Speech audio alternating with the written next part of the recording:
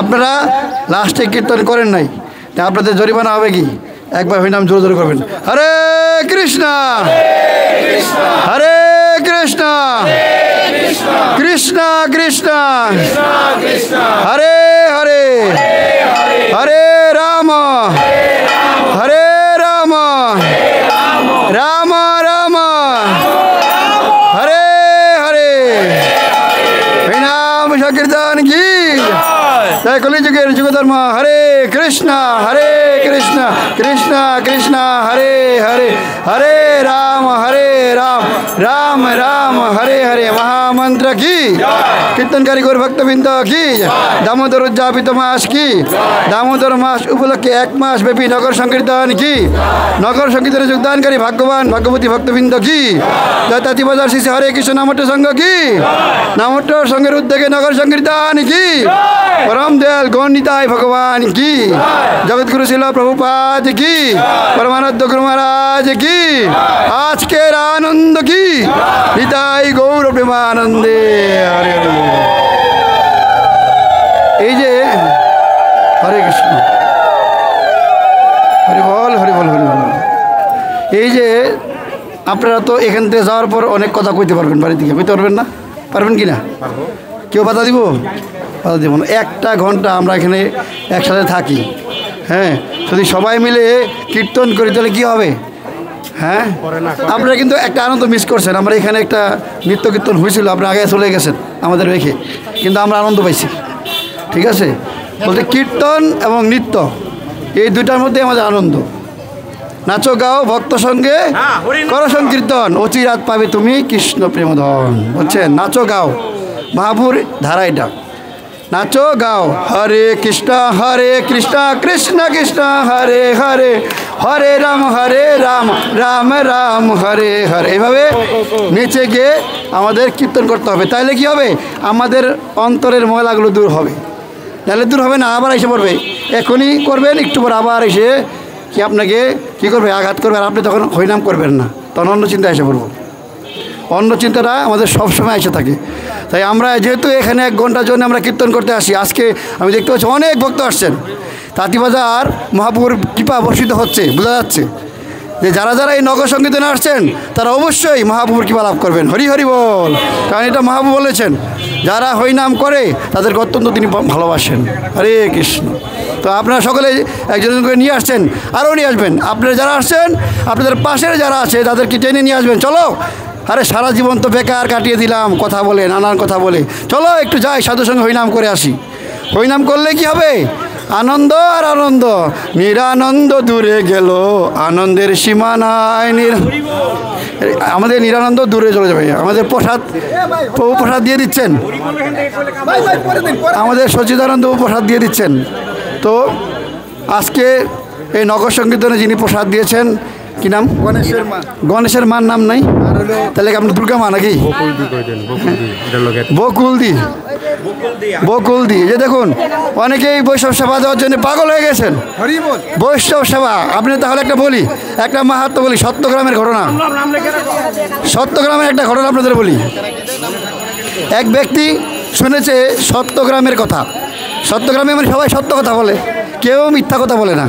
হ্যাঁ, তো তার চিন্তা হলো যে যাই সত্যগ্রামটা একটু দেখে আসি। হরে কৃষ্ণ, এই হরি বল। তাহলে আপনারা কথা বলেন, কথা একটু পরে কোন।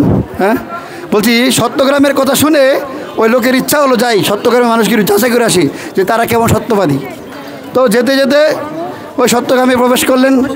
তো সত্যগ্রামে যখন প্রবেশ করলেন তার এক হরে কৃষ্ণ, এই সবাই তো কথা বলছে রে বাবা, শেষ করে দিই, বলবো না। না না না, কথা বলে বলছি, যদি কথা বলেন তাহলে আপনাদের মাইকটা দিয়ে আপনারা কথা বলেন। তো সত্যগ্রামে কি করবেন প্রভু? কথা বলতেছি প্রভু, আপনি যদি একটু সাইড করে দেন আর কি।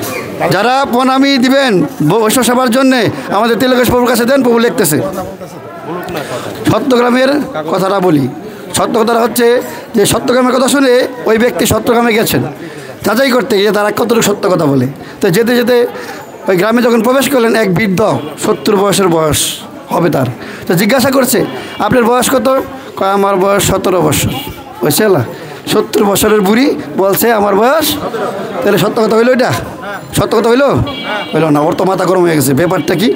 শুনে এলাম 70 গ্রামের কথা, আর এখানে 70 বছরের বুড়ি, উনি বলতেছে তারপর 17 বছর। হ্যাঁ, ওর মাথা গরম হয়ে আগে গেছে।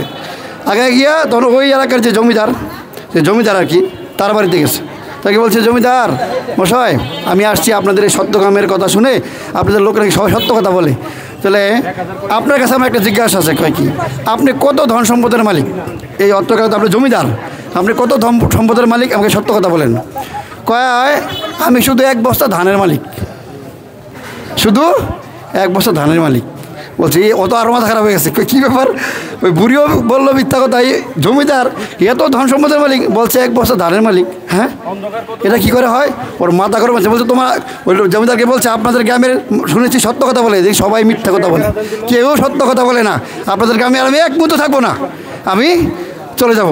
তবে যেতে যেতে এক সাধুর সাথে দেখা। তো সাধু দেখে বলছে, কী ব্যাপার, কী হয়েছে তোমার? বলছে, এই যে এই গ্রামে আসছিলাম, শুনছিলাম এটা নাকি সত্য গ্রাম, মানে এসে দেখি সবাই মিথ্যা কথা বলে, কেউ সত্য কথা আর বলে না। বলছে, ঘটনা নাকি আমাকে বলো, এটা তো অরিজিনালি সত্য গ্রাম, এটা তো মিথ্যা গ্রাম না। বলছে, কী ঘটনা? আমি এই সত্য গ্রামের সত্যতা যাচাই করার জন্য আসছিলাম। তো এসে এক বৃদ্ধর সাথে দেখা, তার বয়স হবে 70 বছর। সে বললো তার নাকি 17 বছর বয়স। আর যে আপনাদের এই জমিদার সে সব কিছুর মালিক, বলছে যে আমি 1 বস্তা ধানের মালিক। তা বলছে যে দেখেন কত মিথ্যা কথা বলছে। দাঁড়াও, কথা তো কেউ মিথ্যা কথা বলে নাই। কেন? যে দেখছেন আপনি 70 বছরের বুড়ি, উনি 17 বছর ধরে ভক্তি জীবন পালন করছেন, সেই কৃষ্ণের চরণে নিজেকে আত্মসমর্পণ করেছেন, তাই সে 17 বছরটাকেই তার বয়স হিসেবে গণ্য করেছেন। হরি বল। আর যে জমিদার, এই জমিদার অনেক ধন সম্পদের মালিক, কিন্তু ভগবানের সেবার জন্য শুধু 1 বস্তা চাল তিনি দেন। তাই তিনি বলেছেন, আমার এত ধন সম্পদের মালিক, কিন্তু আমি শুধু 1 বস্তা ধানের মালিক। এই তখন এই কথা বললো, তখন ওর মাথা খুললো, আসলে তো সত্য কথা। তো এটাই আমাদের অনেক জীবন অতিবাহিত হয়ে গেছে। যখন থেকে আমরা ভক্তি জীবনে প্রবেশ করব, ভগবানকে জেনে ভগবানের আরাধনায় রত হব, তখন থেকে আমাদের সত্যিকারের বয়স গড়া শুরু হয়। হরি বল। আর আমাদের অনেক ধন সম্পদ থাকতে পারে, কিন্তু ভগবানের সেবায় যেটা আমরা যুক্ত করব, সেটুকুই আমাদের প্রকৃত ধন। হরি বল। তো যাদের ধন আছে, আপনাদের এই ধন যদি ভগবানের সেবায় লাগেন, সেইটাই আপনার পরকালে কাজে লাগবে। এই কালে তো লাগবেই, আবার পরকালেও কাজে লাগবে। যার যা আছে সামর্থ্য অনুযায়ী আপনারা এই সেবায় অংশগ্রহণ করবেন। হরে কৃষ্ণ। তো আমাদের আজকের প্রসাদ দিয়েছেন গণেশের মা, দুর্গা মা হতে পারে, বকুলদি, আবার বলছে ছায়ারানী, জানি না কোনটা সত্য। চলো আমরা তার পরিবারের সকলের পারমার্থিক কল্যাণের জন্য একটু হরিনাম করব। হরে কৃষ্ণ কৃষ্ণ কৃষ্ণ হরে হরে, হরে রাম রাম রাম হরে হরে। জগৎগুরু শিল প্রভুপাদ কি, পরমারাধ্য গুরু মহারাজ কি, নিতাই গৌর সীতানাথ প্রেমানন্দে। হরি বল।